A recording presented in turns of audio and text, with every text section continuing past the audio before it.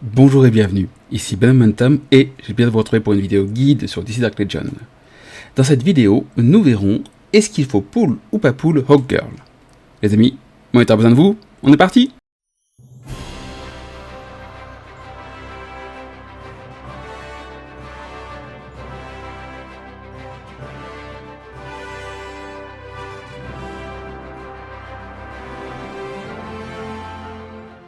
Hawkgirl est un personnage qui a Birds of Prey. Ne me demandez pas pourquoi. Sûrement parce que c'est une femme, mais Birds of Prey, dans les comics, Hawkgirl n'y a jamais été associée.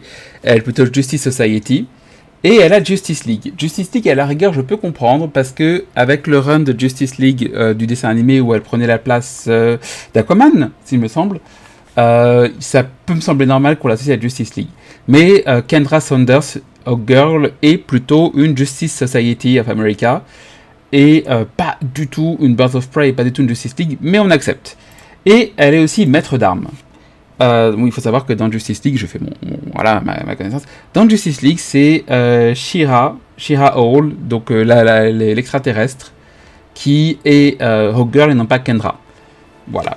Maintenant qu'on est revenu sur le sujet, Hawkgirl est un personnage du coup qui a fait couler beaucoup d'encre, qui notamment quand elle a été repoussée et pour que à la place Nightwing soit avancée et que du coup les gens ont été furieux parce qu'il y avait voilà.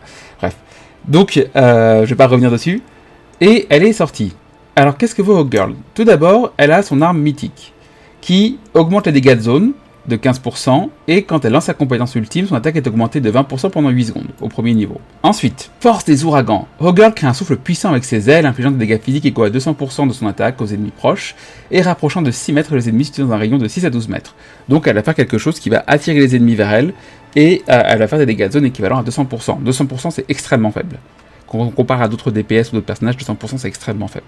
Énième degré, Hawkgirl charge son arme et frappe, infligeant des dégâts physiques égaux à 300% de son attaque aux ennemis proches. C'est vraiment pas beaucoup, 300%.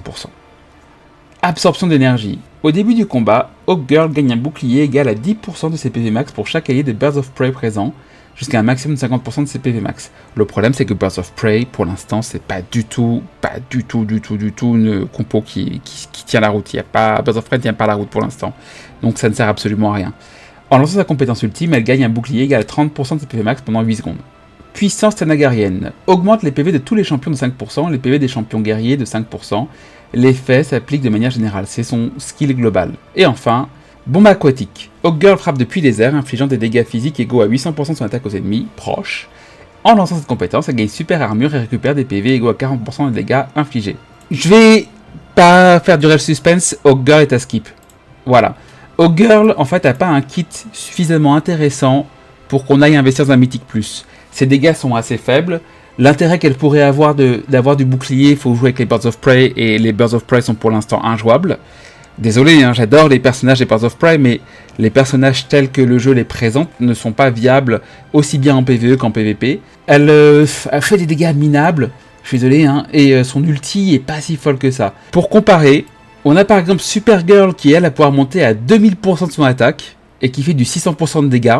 Donc on est vraiment très loin. Autre problème de Hawkgirl, c'est qu'elle fait partie de la Justice League, et la Justice League a déjà plein de personnages. Et si on veut un personnage qui, on va dire sa seule utilité c'est de rapprocher ses ennemis, si on veut ça on a déjà Aquaman qui est juste un mythique classique et qui demandera moins d'investissement. Donc malheureusement j'aimerais, mais Hawkgirl est un personnage à juste skip. Ce n'est pas la peine d'investir dans Hawkgirl. Si en plus vous avez comme moi du coup sur le 209 Hawkgirl qui arrive après Nightwing, après Superman, après Supergirl, après la famille, enfin après la super famille, c'est encore plus vrai. Hawkgirl n'est pas intéressante, et même Martian Manhunter est moyennement intéressant, mais on le verra. Peut-être que vous voudrez économiser pour Starfire, et encore ça dépend, c'est un personnage qui est cool, mais j'ai pas encore trouvé son utilité, peut-être qu'en lisant ses skills ce sera le cas. Mais en tout cas, est-ce qu'il faut pull sur Hawkgirl? Ma réponse est malheureusement non. J'adore le personnage, mais il n'est pas utile avec la méta actuelle.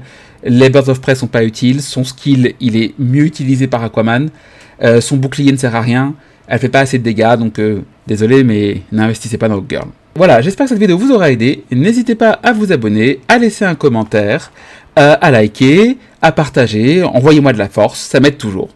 Et en attendant, amusez-vous bien. Salut!